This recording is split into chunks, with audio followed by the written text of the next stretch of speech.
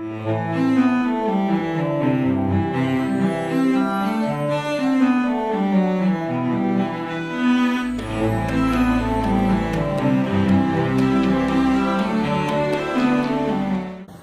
a gente fala muito sobre a questão das pessoas com deficiência como se fosse uma política nova, né? Como se fosse uma política... melhorou. Obrigado. Como se fosse uma política nova, como se fosse uma coisa muito atual, que as instituições têm que dar conta a todo custo, porque de repente surgiu uma política de inclusão, né? E a gente precisa um pouco desconstruir a história da educação especial para entender que não é bem por aí, né? Que a gente está hoje, nesse momento atual, graças a um grande movimento histórico que aconteceu ao longo de muitos séculos. Então, hoje à tarde, eu conversando com o grupo, eu pedi alguma orientação para o grupo para entender qual que era o público que estaria aqui. Então, eu sei que tem professores, tem servidores, tem alunos, e eu vou tentar fazer um apanhado geral da história da educação especial para a gente cair na questão que a gente está discutindo hoje, que é o fato da inclusão no ensino superior. Porque tem pessoas que já tiveram contato com essa temática e tem pessoas que ainda não tiveram essa questão. Eu queria trazer para vocês um pouco algumas reflexões a respeito da história desde a antiguidade, mas muito rapidamente, porque antes de passar para o slide, a gente pensa na antiguidade como um período com poucos registros históricos. E na antiguidade a gente não sabe muito bem como as pessoas com deficiência eram vistas. Como que as pessoas com deficiência eram tratadas, né?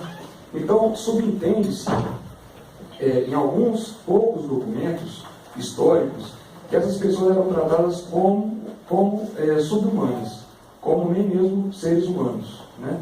Então, alguns resquícios históricos trazem esses tipos de indicações, só que isso não é muito reforçado pela literatura. Então, quando a gente pensa... Gostaria só que passasse, por favor, um slide. Quando a gente pensa na Idade Média, a gente percebe que teve muita influência sobre a religião, o cristianismo. As pessoas com deficiência, principalmente nos povos bárbaros, nas tribos bárbaras, eram vistas como pessoas que atrapalhavam e eram um peso para essas comunidades. Então, a atitude social era de exterminar essas pessoas com deficiência, de subhumanizar essas pessoas com deficiência ainda, trazendo um pouco da postura da antiguidade para a Idade Média. Com o advento do cristianismo, ficou um misto entre a razão e a fé, né?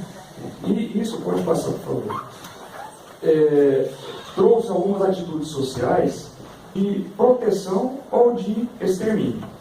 Proteção quando essas pessoas eram vistas como divinas, e maus tratos e exterminação quando essas pessoas eram vistas como pessoas possuídas pelo demônio, ou como pessoas que tinham um certo tipo de culpa, ou a família alguma culpa, que estava sendo colocada em cima daquela pessoa enquanto castigo. Então, nas culturas egípcia, babilônica, assíria e judaica, atribuíam-se certas doenças e calamidades naturais à ação dos demônios. Para afastá-los, recorria-se a algum esconjuro ou exorcismo, principalmente em relação às pessoas com deficiência, porque elas eram vistas, muitas vezes, como pessoas que eram o karma daquela comunidade, e isso fazia com que elas fossem subjugadas, inclusive publicamente. Por favor.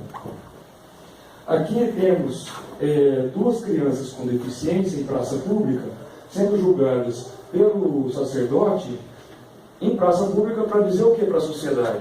Essas pessoas que têm alguma deficiência, provavelmente elas têm algum pecado, ou a família dela também. Então, essas pessoas elas têm que ser eliminadas para que a nossa comunidade seja salva. Ou seja, o sacerdote mostrava para a sociedade que eles estavam eliminando aquele problema da sociedade.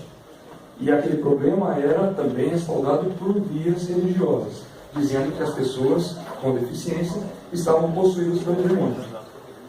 isso trazia para a igreja, inclusive, uma visibilidade de que elas estavam salvando aquela comunidade para que todos os problemas daquela comunidade fossem resolvidos, né? Agora, também tinha a questão das pessoas com deficiência visual. Os cegos, naquela época, eram vistos como pessoas que poderiam, talvez, com o sexto sentido, prever o futuro. Então, elas eram o talismã das comunidades.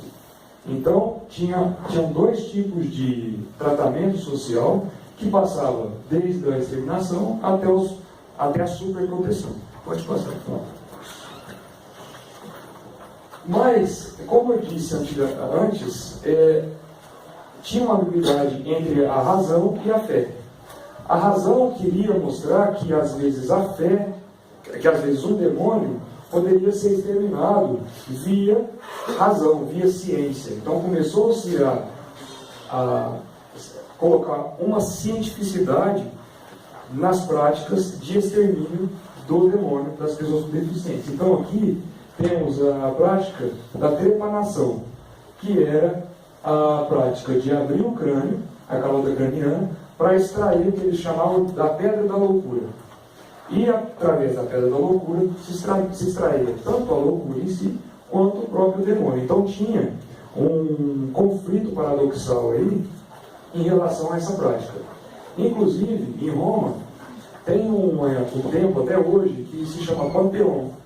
E quando você entra no Panteão, o teto do Panteão, ele tem um buraco, é uma circunferência, o teto, e no topo dessa circunferência é uma esfera aberta. Porque quando você entra no Panteão, o demônio sai de você e tem para onde correr. E é por via dessa esfera.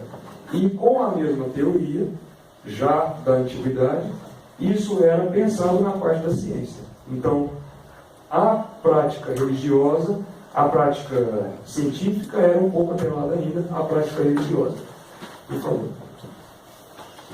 E a igreja começou a pensar sobre as pessoas com deficiência como imagem e semelhança de Deus. Aí começou um impasse, porque as famílias ainda tinham aquela questão da cultura de que se eu tenho um filho com deficiência é porque eu posso ter cometido um pecado no passado, ou alguém deve ter cometido algum pecado, né? Então isso era uma vergonha. Para quem tinha uma deficiência, isso era uma vergonha. A família dessa pessoa com deficiência poderia ter uma vergonha. Então, na calada da noite, a mãe dessa pessoa com deficiência pegava o seu próprio filho, e a igreja passou a aceitar essa diferença porque era imagem e semelhança de Deus. Só que a família ainda não reconhecia que ela não era pecadora, né? Ela reconhecia que ela poderia ser pecadora, talvez o marido, ou talvez vidas passadas, ou algum castigo da própria comunidade que chegou naquela mãe. Então ela, na calada da noite, ela entregava o seu próprio filho na igreja, no convento. E essa é a chamada roda dos expostos, né? É uma bandeira rotatória que a mãe, na calada da noite, deixava o filho, girava a bandeira e dentro o convento passava a proteger e a cuidar dessa criança com deficiência. Só que nesses conventos, os conventos começaram a ter um considerável número de pessoas com deficiência. E passou a embasar um pouco a questão da fé e a razão, algumas práticas de médicos, psicólogos, que tentavam investigar nesses conventos algumas das possibilidades de conhecer o porquê que elas eram daquela forma, né? Então, ou elas eram objetos de estudo, vamos dizer assim, ou elas eram colocadas como bobos da corte, como podemos ver aqui, uma criança com deficiência sendo bobo da corte, né? E isso era uma prática comum, né? E por muitos séculos, desde o século XVIII principalmente, muitas pessoas com deficiência foram colocadas em círculos, né? Até hoje a gente pode reconhecer o anão de circo.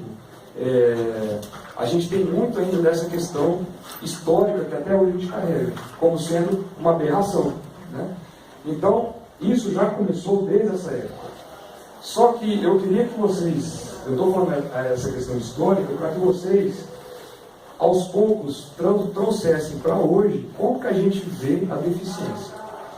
Esse exercício a gente vai fazer no final da palestra, porque eu estou expondo para vocês, e depois eu queria entender de vocês o quanto que a gente carrega muitas coisas de caritarismo, de superproteção, de subjugamento, de questão de talvez a gente achar que é uma doença e que não necessariamente é uma doença. Então tem muitas coisas que a gente ainda carrega em base ao que foi construído historicamente. Ao passo, por exemplo, por questões familiares, em um certo período da minha vida, eu tive que crescer com a minha tia-avó. E a minha tia-avó, ela falava, olha, se você tomar leite com manga, você vai dar congestão. Berlândia, eu sou de Berlândia. Então, vai dar congestão, ela falava. Então, tinha aquelas crenças populares que a gente carrega, que a gente pode carregar. Por exemplo, eu trabalhei na educação física e meus colegas e eu trabalhávamos com reabilitação. Teve um colega meu que falou que não entraria na piscina porque ele poderia pegar bactéria. Só que a criança tinha poliomielite. A deficiência física dele era resultado de uma poliomielite. Só que a pessoa, meu colega, de informação, não queria entrar na piscina porque ele poderia pegar alguma bactéria. Então, até que ponto a gente está trazendo ainda algumas concepções que foram construídas ao longo da história? Pode passar, por favor. Então, quando a gente começou a pensar na institucionalização das pessoas com deficiência, a gente teve alguns precursores. Né? O Felipe Pinel, eu acho que a maioria de vocês deve ter ouvido falar que ele deve ser meio Pinel.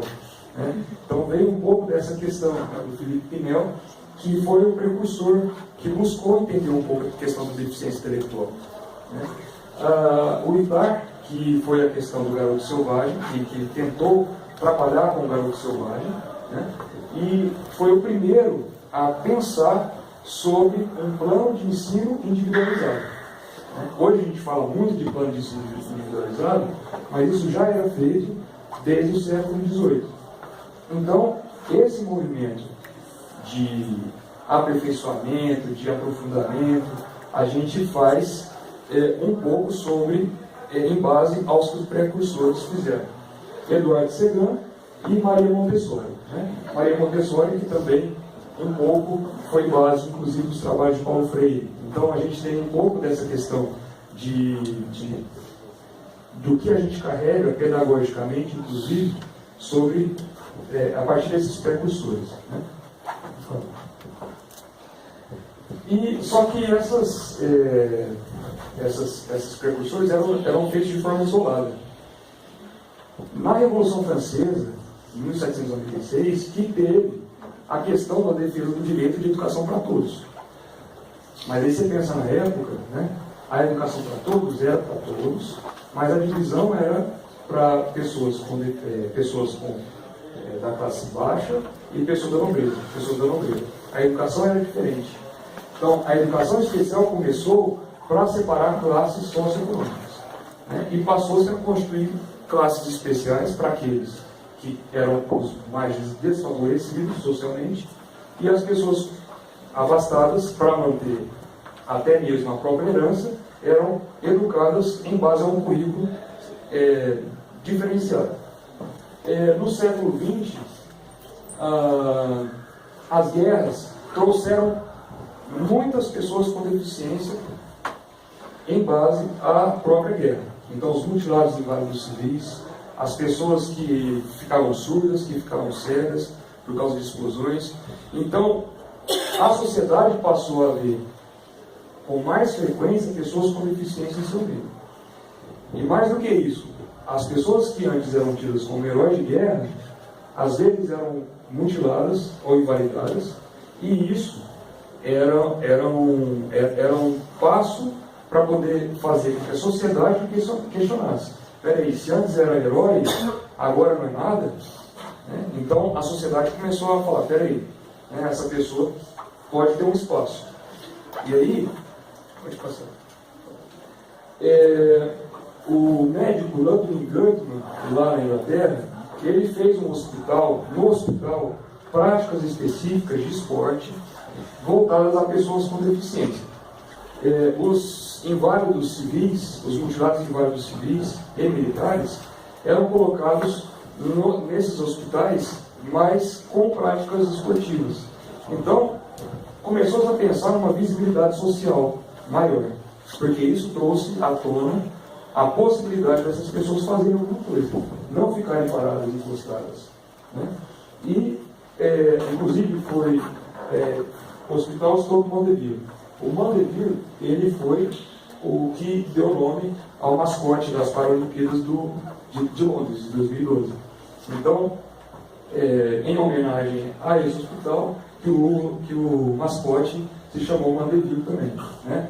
Então, teve uma mudança na visão social, condenando as teorias eugênicas do nazismo, mostrando que não é porque tem alguma deficiência, porque no nazismo uma criança sem orelha, uma pessoa que fazia xixi com frequência, já era de uma pessoa que tinha algum certo de desvio e poderia ir para prática eugenista.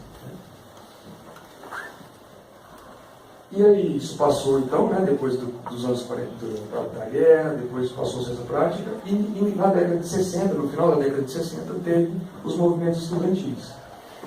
Os movimentos estudantis, aqui, a gente também teve os movimentos estudantis que tiveram participação ativa das pessoas com deficiência. E aí começa um pouco as reivindicações das pessoas com deficiência também ao direito à educação comum.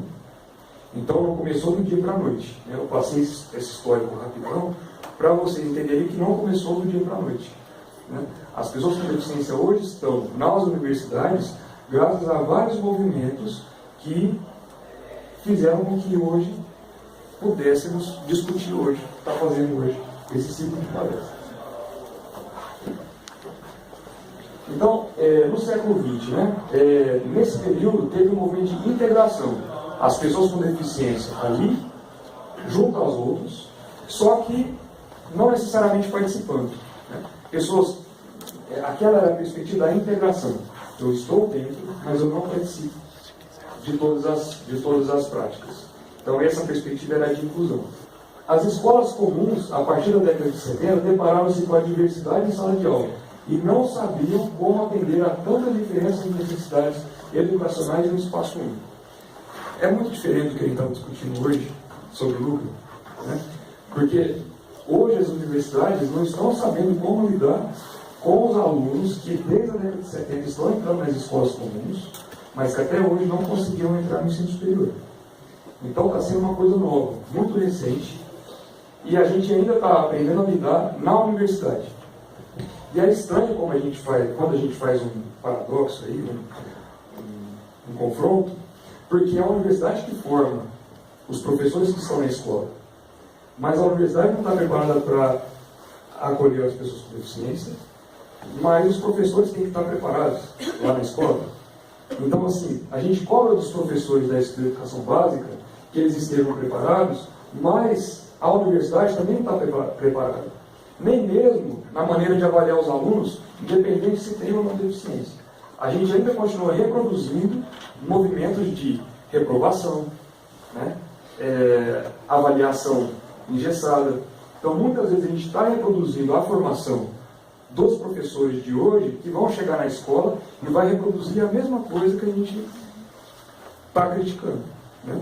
Então, a gente tem que parar para pensar um pouco sobre as nossas práticas aqui na universidade também, né? Então, as estratégias das escolas eram o quê? Segregar e reforçar o fracasso escolar. Ou deixavam passar, estava diferente? Ou a gente fazia alguma estratégia de avaliação engessada que ou estava dentro daquele padrão, ou quem é fora daquele padrão está fora da curva, está fora, né? E o fracasso escolar, a dificuldade de aprendizagem ficaram circunscritos na cultura e no debate de currículo escolar. Todo o movimento passou a ser, a culpa passou a ser do público, né? Parecia que a comunidade escolar não parava a pensar sobre a sua própria prática, sua adequação dos espaços, a sua maneira de trabalhar a questão da deficiência, de sensibilizar o contexto. que é o que a gente está fazendo nesse ciclo de palestras, né? Nas 2 palestras, todo ano parece que tem algumas atividades específicas, então tem essa... Pode passar, por favor. Então a gente teve esse movimento de ingresso na escola e hoje em dia, há 10 anos mais ou menos, cada vez mais a gente vê acesso das pessoas com deficiência no ensino superior. Então a gente vê aqui que utilizam o núcleo, são 15 alunos com deficiência. Autodeclarados, são 71 alunos autodeclarados. Mas tem outros que não se autodeclaram. Então, assim, você vê cotidianamente que esses alunos estão ingressando cada vez mais nas universidades. O problema é que as oportunidades de orientação para o mercado de trabalho ainda não são suficientes. Então, uma coisa é você falar assim, vamos acessar a universidade, mas aí chega na universidade tem um monte de dificuldades.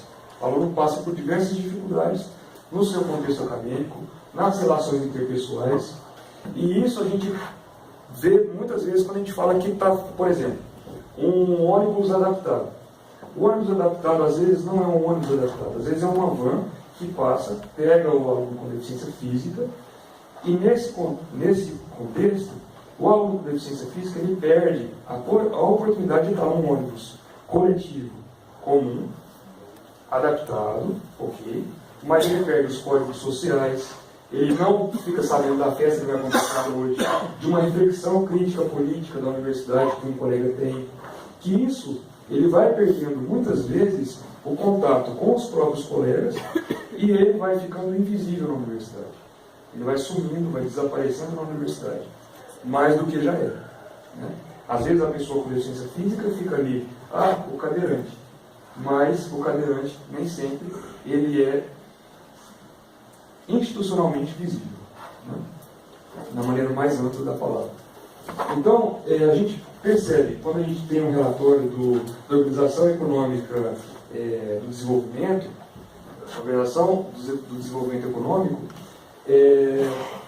mostra, os vários países da ONU mostram que essa acessibilidade melhorou, mesmo discretamente, nos diversos países. Só que ainda tem muitas dificuldades em relação aos próprios serviços oferecidos a essas pessoas com deficiência. 46 milhões de pessoas estão sem empregos, sobretudo os jovens, e o acesso aos serviços sociais continua insuficiente para a maioria das pessoas. A gente coloca isso aqui porque, se os alunos com deficiência estão entrando na universidade, como que a gente pode pensar nessa pessoa que já é discriminada socialmente a entrar no mundo do trabalho? A gente muitas vezes para e pergunta, para que elas estão na universidade se elas não vão entrar no mercado de trabalho? Se a gente carimbar isso na vida da pessoa, ela jamais vai fazer um plano de vida a longo prazo. Então elas estão sendo sim guerreiras, de estar tentando entrar na universidade, mas quando elas entram na universidade, passam por 4, 5, 6 anos na universidade, se formam, elas vão entrar lá no mercado de trabalho para atender o telefone, para tirar xerox. Então, de que adianta a formação dela na universidade? Então, o que é a inclusão? Né? O que vem a ser a inclusão? Eu estava falando hoje na reunião que, na Suécia, eles fazem a política de inclusão, mas independente do espaço educacional. Na educação especial, as pessoas com deficiência lá, muitas delas estão nas instituições especiais. Só que 92% delas estão no mercado de trabalho. Então, se você pensar no espaço, enquanto sendo um espaço coletivo, como sendo o único caminho para poder fazer a inclusão, a gente tem que parar para repensar sobre isso. Né? Não que a gente tenha que fechar as portas, longe disso, mas a gente tem que ter dar a opção de escolha. Né? A sociedade tem que dar a opção de escolha para essa população. Né? Ao mesmo tempo, a gente tem que dar a opção de escolha para o aluno com deficiência que chega aqui e quer ou não declarar a sua condição de deficiência. Depois a gente vai poder discutir sobre isso. Pode passar. Então, existe um aumento significativo no número de estudantes universitários com deficiência. Isso são vários estudos que comprovam, desde a década de 90. E a promoção do acesso aos níveis educacionais mais elevados ainda não garante a inserção profissional dos estudantes, inclusive aqueles universitários principalmente essas instituições não oferecem programas de orientação acadêmica e profissional que correspondam às exigências do território. Então a gente vê aqui uma universidade aqui no topo, só que ela é deslocada num contexto mais amplo.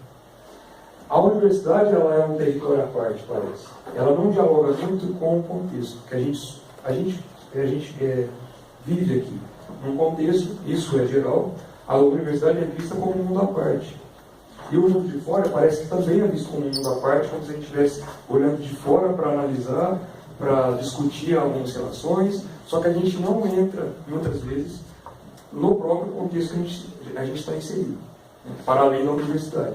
Então, a gente muitas vezes está fazendo iniciativas institucionais que não dialogam com o contexto, apesar dos programas de extensão, muitas vezes a gente está sem esse diálogo com o contexto mais amplo. A gente fala aqui hoje, né, que a gente está conseguindo trabalhar sobre as questões do ensino superior, só que em vários países, desde a década de 80, tem programas de orientação acadêmica e profissional dos alunos com deficiência. Essa é uma questão nova no Brasil, principalmente depois da política do programa Incluir, que de 2005, mas foi implementado em 2007, e isso, nos últimos, agora a gente pode falar dos 10 anos, né, a gente ainda tem muito a avançar. Ao passo que tem algumas instituições que estão com boas práticas e outras que estão começando agora. Então, o diálogo é super importante, entre as instituições também, porque tem muita gente que já fez o caminho das pedras e que pode dar uma mão para outra universidade que não fez o caminho das pedras ainda, está começando. Então, a gente começa a olhar para fora também. A gente começa a olhar para as outras práticas, para a gente voltar para a nossa própria realidade, mas com outros olhos. Se eu quisesse fazer em Dourados tudo que a UFOP faz, eu ia pelar muito. E em Dourados, na Universidade Federal da Grande Dourados, o contexto lá é de alunos indígenas, alunos de assentamento.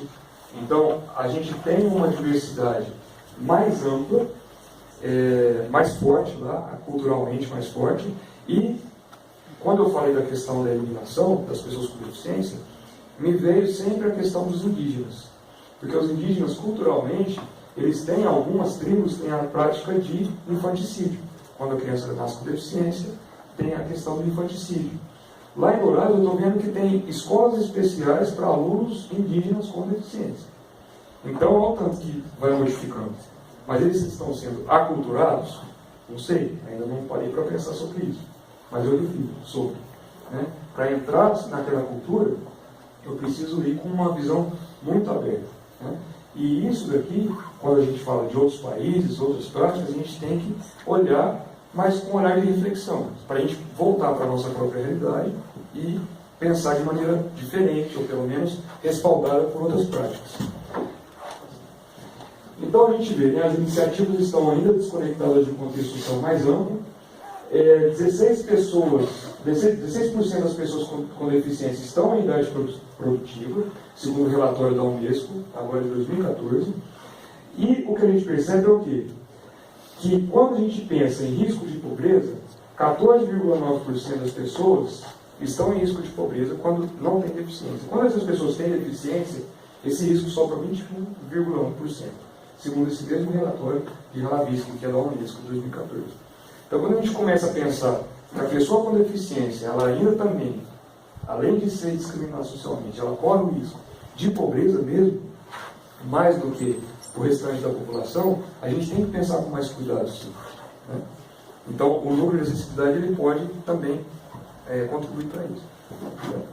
Então, tem alguns planos de ação, né, do Conselho Europeu, da Europa 2020. Agora, em maio, eu fui para uma reunião na Unesco sobre a Agenda 2030. E na Agenda 2030 tem 2 parágrafos relacionados a pessoas com deficiência. Então, quando você pensa em toda uma Agenda 2030, ter 2 parágrafos sobre pessoas com deficiência, quando a gente fala de educação inclusiva, inclusão escolar, inclusão no ensino superior, a gente está vendo tanto que até as próprias organizações mais, que dão mais, como que eu posso dizer, que direcionam mais as políticas internacionais, elas também estão muito aquém do que poderia ser. Né? Poderia ser uma sessão, né? Mas não, está ali para constar, mas está muito de maneira incipiente. Então, aí a gente vai pensar no Brasil. Né? Como a gente pode acompanhar as implicações dessas políticas nos diversos contextos do Brasil? Então, o professor Ricardo Lins, da UFRN, ele difundiu um questionário em todo o Brasil, para todas as universidades federais. Né? E eu e ele estamos analisando os dados, né? A gente está sempre em diálogo, e eu trouxe, já mandei para ele os dados, a gente está dialogando, e a gente vai trazer agora um pouco da realidade nacional sobre a inclusão no ensino superior. Quando a gente pensa em pessoas com deficiência no Brasil, a gente tem 45 milhões de pessoas com deficiência no Brasil. E quando a gente vê esse gráfico, eu vou tentar descrever para vocês, só 6,66% tem um ensino superior completo. A maioria, 61%, está sem instrução ou tem um fundamental completo. Então a gente percebe que a população do ensino superior, ela ainda está muito aquém do que poderia ser. Então a gente percebe que hoje, 2004 aumentou muito, mas a gente vê que era 0,12% em 2004 e 0,42% em 2014. Aumentou? Aumentou. Mas, quando a gente vê na prática, a gente percebe que ainda é muito pouco. E 63% das universidades têm um documento institucional sobre a inclusão no ensino superior. Mas ainda tem 33% que ainda não tem nenhum documento institucional que garanta a inclusão no ensino superior. Pelo menos algum estatuto, regimento, etc. O público-alvo varia muito. Tem universidades que trabalham só com alunos com deficiência, que é pessoas com deficiência física, visual, auditiva ou intelectual. Tem pessoas que trabalham com as 3 categorias políticas definidas pela política, que é pessoas com deficiência, que são essas 4, transtornos globais de desenvolvimento, altas habilidades de superdotação, e tem umas que buscam só 2 categorias, atendem só 2 categorias, ou outras 2 categorias, deficiência e PGD, ou deficiência e altas habilidades de superdotação. A maioria trabalha com 100% com graduação, e algumas atendem alunos da pós-graduação, ensino técnico e educação básica. A equipe de núcleos varia muito, mas aqui eu elenquei tudo que apareceu, porque um tem só um, outra universidade tem só 2, outra universidade só tem 3. E tem os adicionais também, né? A gente fala adicionais, só que não é adicionais, é porque compõe mesmo, né? Só um a mais que são menos frequentes. E também a parcerias com outros setores da universidade. Então, às vezes a gente pensa que o núcleo é uma casinha das pessoas com deficiência na universidade. A gente pensa que é uma caixa em que não dialoga com o restante da universidade. O que a gente tem que tentar superar, né? Para poder dialogar, e eu fiquei muito feliz hoje quando eu vi na reunião, hoje à tarde, que tinham outros setores, a própria a Prace também trabalha com o núcleo, em diálogo, tem uma equipe multidisciplinar. Então, isso eu acho que é muito rico. Por favor. Tem apoios suplementares com outros núcleos, setores de saúde, departamentos, bibliotecas, laboratórios, secretarias, divisões, assessorias, serviços de apoios acadêmicos, etc. E apoios administrativos, porque também precisa de uma questão administrativa. Não vamos pensar que é um ato de bondade, de missionarismo, né, que a gente vai chegar na universidade e tentar, a pessoa com boa vontade tenta trabalhar com a pessoa com deficiência. É uma questão institucional. Tem que se pensar numa cultura institucional a partir dos outros setores também. E também, além das ações comunitárias, DCE, né, e Pró-Reitoria de Assuntos Comunitários. Pode passar, por favor. A participação das famílias nem sempre acontece, depois a gente pode discutir no diálogo melhor. E eu falei sobre a questão de olhar para os outros, para olhar para as nossas realidades políticas. Né? Pode passar, por favor. Quando eu fiz o doutorado na Itália, eu trabalhei no núcleo de acessibilidade lá por 3 anos, e a gente fez parte de um projeto europeu, que era para orientação acadêmica e profissional dos estudantes universitários com deficiência, envolvendo 5 países. E nisso a gente conseguiu, a gente buscou elaborar documentos que facilitassem esse acompanhamento do aluno com um dossiê, para facilitar também o mercado de trabalho e identificar um perfil adequado para essa realidade. Então, tem alguns artigos que falam sobre acessibilidade que vai além da acessibilidade arquitetônica, que é uma acessibilidade atitudinal, comunicacional, tecnológica, etc. E isso baseou um pouco a prática que eu estou fazendo na UFGD, junto com outras pessoas, tentando sensibilizar outras pessoas da instituição, para poder fazer uma política inclusiva. Sendo que o núcleo multidisciplinar, ligado à reitoria, ele perpassa pelos diversos setores da universidade, no sentido de ser um setor pivô, que vai amortecer cada caso de deficiência, de alunos com deficiência, para poder remanejar aquele caso para os diversos setores. Para o núcleo de acessibilidade, para a pró-reitoria de extensão, para o setor de estágio, a parte de comprar equipamentos, então tem todo esse diálogo. Então, eu estou fazendo um aplicativo agora que faz o cruzamento entre o perfil do aluno com o mercado de trabalho, né? E, pode passar, por favor? Pode passar, isso. Não, desculpa, aquele esse quadro. Só para fechar, gente, eu trouxe para vocês esse quadro aqui, porque a gente falou do histórico, e a gente falou do histórico e não parou muito para pensar sobre como que a gente vê hoje, né? Anterior à Idade Média, a gente pensa muitas vezes em eliminação. Muitas vezes a gente segrega as pessoas com deficiência nas nossas práticas, né? Na Idade Média, ou a gente superprotege, ou a gente maltrata. Na escola, muitas vezes, você vê os professores superprotegendo, né? O aluno que... Aí tem a questão do coleguinha que sempre quer ir ao banheiro com o aluno cego, porque quer sair da sala junto. Então, tem algumas coisas que, culturalmente, isso ainda acontece, né? Renascimento, isolamento em hospitais e hospícios. E, em meados do século XX, começam-se os direitos sociais, integração e inclusão. Pode passar mais um. Obrigado.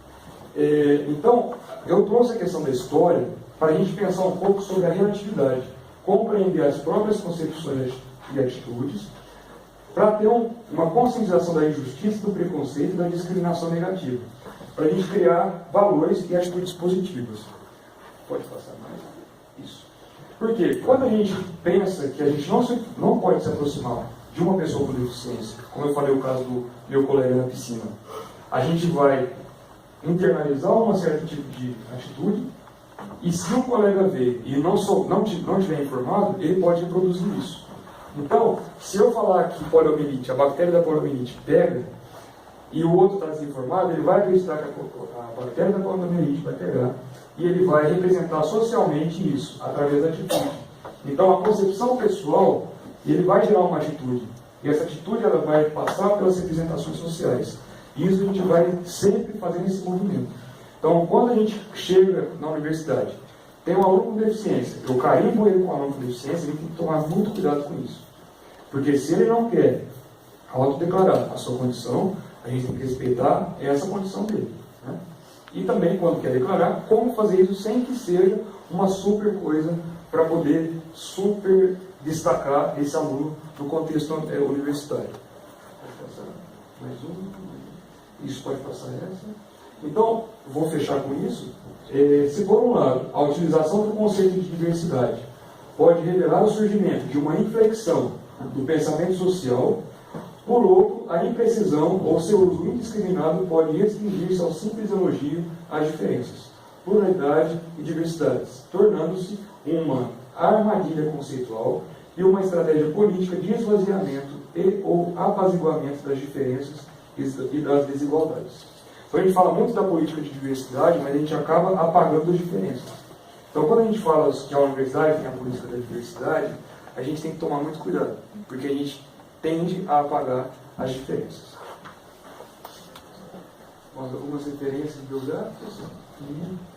Eu agradeço a atenção de todos e estou à disposição para o diálogo.